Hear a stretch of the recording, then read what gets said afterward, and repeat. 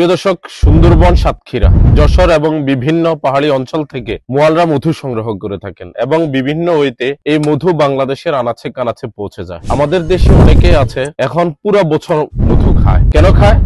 মধুর গুরুত্ব অনেক বেশি। আল্লাহ রাব্বুল আলামিন কোরআন মাজিদে দুইটা শেফার কথা বলেছেন। একটা হচ্ছে কোরআন মাজিদকে আল্লাহ রাব্বুল আলামিন শেফা বলেছেন, আরেকটা হচ্ছে এই মধুকে আল্লাহ রাব্বুল আলামিন শেফা বলেছেন। অনেকে এটাকে ঔষধ হিসাবেও খায়। তো আমরাও বিভিন্ন ওয়েতে আপনাদের কাছে মধু পৌঁছে দিচ্ছি। আমাদের কাছে আপনারা দুই ধরনের মধু পাবেন, একটা হচ্ছে সরিষা ফুলের মধু, আর একটা হচ্ছে সুন্দরবন থেকে সংগ্রহ করা চাকের মধু। আপনারা আমার ডান হাতে যেটা দেখতে পাচ্ছেন এটা হচ্ছে মূলত সরিষা ফুলের মধু, আর বাম হাতে যেটা দেখতে পাচ্ছেন এটা হচ্ছে সুন্দরবন থেকে সংগ্রহ করা চাকের মধু। আমি আপনাদেরকে একটু ঢেলে দেখাচ্ছি দুইটা মধুর কালার কেমন আপনারা দেখবেন। এই যে আপনারা আমার হাতে দেখতে পাচ্ছেন এটা হচ্ছে সুন্দরবনের চাকের মধু, এটা হচ্ছে সুন্দরবনের চাকের মধু, এই গ্রেডের মধু। আপনাদেরকে একটু জানিয়ে রাখি যে মধুর মধ্যে অনেক ধরনের গ্রেড আছে। এটা এই গ্রেডের মধু, আপনারা দেখতে পাচ্ছেন এই গ্রেডের মধু কি পরিমাণে গাঢ় হয়। এটা হচ্ছে সরিষা ফুলের মধু, দুটাই এই গ্রেডের মধু।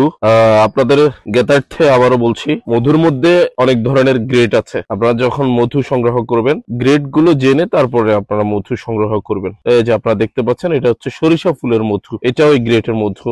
এই যে আমি আপনাদেরকে এবার দেখাই, দুইটা মধুর কালার দুই ধরনের দেখতে পাচ্ছেন আপনারা। যারা মধু নিতে চান আমাদের স্ক্রিনে দেওয়া এই নাম্বারে যোগাযোগ করুন। আমাদের কাছে দুই ধরনের মধু আপনারা পাবেন, একটা হচ্ছে চাষের মধু আর একটা হচ্ছে সুন্দরবন থেকে সংগ্রহ করা চাকের মধু। যারাই নিতে চান আপনারা সকলে স্ক্রিনে দেওয়া এই নাম্বারে যোগাযোগ করুন।